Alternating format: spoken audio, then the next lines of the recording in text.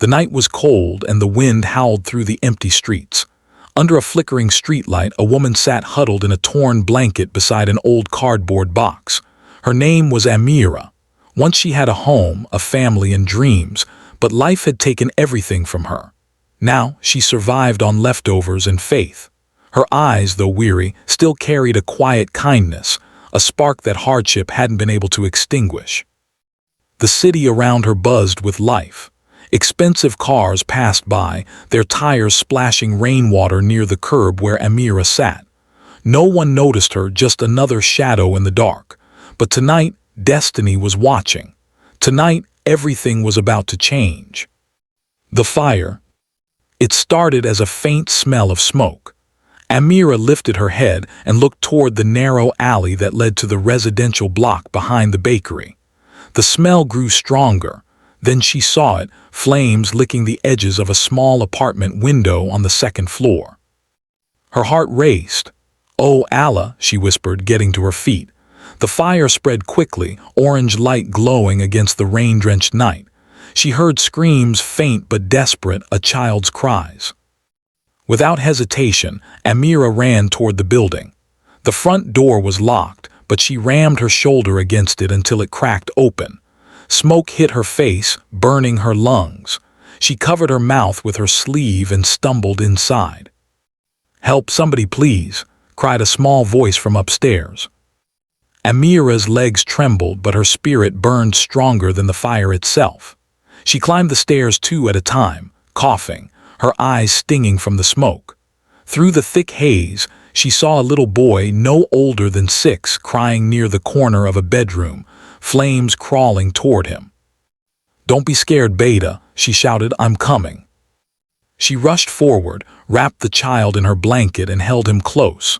The fire roared around them and the ceiling began to crack. Amira spotted the window, their only escape. She kicked it open, ignoring the pain slicing through her foot. "Close your eyes," she whispered to the boy. Then she jumped. They landed hard in a pile of trash bags below. The boy cried, but he was alive, safe. Amira's arm bled, her skin burned in places, but she didn't care. She had saved a life. Sirens wailed in the distance. People gathered. Firefighters rushed in. Amira quietly slipped away, clutching her burned arm, her heart heavy with pain but also peace. The search. An hour later, a black car screeched to a stop near the burning building. A man stepped out, tall, sharp-featured, dressed in a gray suit. His name was Rayyan Malik, CEO of one of the biggest tech companies in the city, and the father of the boy Amira saved. "Where's my son? Where Adam?" he shouted. A firefighter approached him. "Your son is safe, sir. Someone pulled him out before we got here." Rayyan froze. "Someone who?" The firefighter shook his head. "We don't know. Witnesses said it was a woman, possibly homeless. She disappeared before we arrived." Rayyan's chest tightened. "Find her," he ordered, his voice trembling. "Find her no matter what it takes." The forgotten angel. Meanwhile, Amira sat near the same corner she always did, wrapping her arm with a torn piece of cloth. Her body ached, but she smiled faintly, whispering prayers of gratitude that the child was safe. She didn't expect anything in return. Saving that little boy reminded her of the son she once had, Yusuf, who had died years ago in a fire she couldn't stop. That night had broken her, driven her to the streets. But this time, she had saved someone. It was as if Allah had given her a second chance. As dawn broke, she closed her eyes and whispered, "Thank you, Ya Allah. That's all I ever wanted, to save someone else's child." The CEO's quest. Rayyan didn't rest. He contacted the media, the police, even private investigators. He offered a reward for anyone who could find the mysterious woman who had saved his son. For days, no one came forward. But one evening, as Rayyan was driving home, he spotted a familiar blanket near the old bakery, the same one his son had described. He stopped the car immediately and ran toward the corner. Amira looked up, startled.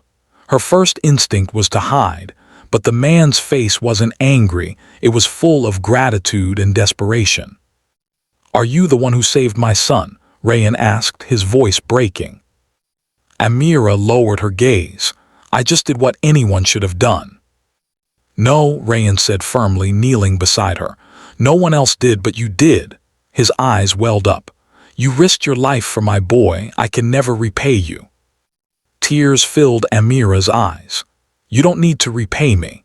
I lost my child years ago. Maybe this was Allah's way of letting me be a mother again, just for one moment." Rayan's heart shattered at her words. He gently held her burned hand. "You're not alone anymore, Amira. Please come with me."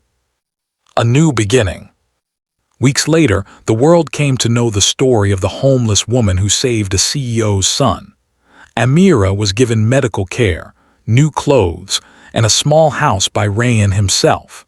But more than that, he offered her a position in his company's charity foundation, helping other homeless people rebuild their lives.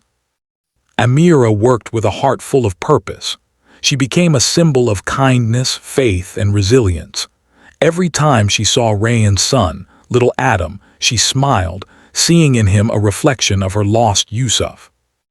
Rayan often said in interviews, "I was a man with everything, money, power, status, but it took a woman who had nothing to remind me what true humanity means." The message: life is unpredictable. Sometimes, the one who seems forgotten by the world carries the brightest heart within. Amira's story reminds us that real wealth lies not in riches, but in compassion, in the courage to act when others turn away. Even if the world overlooks you, Allah never does. Ending message for viewers: if this story touched your heart, please share it so more people can believe in kindness again. Sparkling heart. Don't forget to like, comment below your thoughts and tell us, what would you have done if you were in Amira's place? Your support helps us spread more stories that inspire humanity.